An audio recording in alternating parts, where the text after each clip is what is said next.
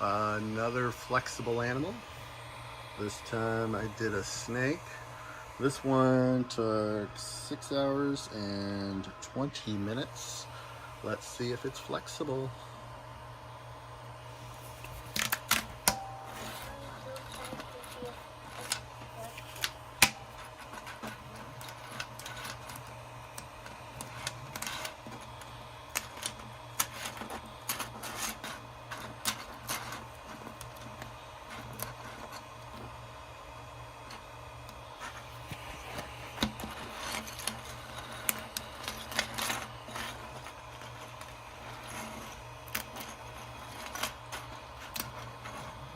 And it is.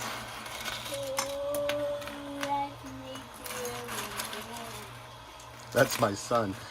He's excited. This snake is for him. And there's pretty good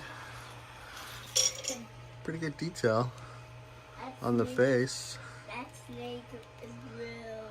So yeah, came out pretty good.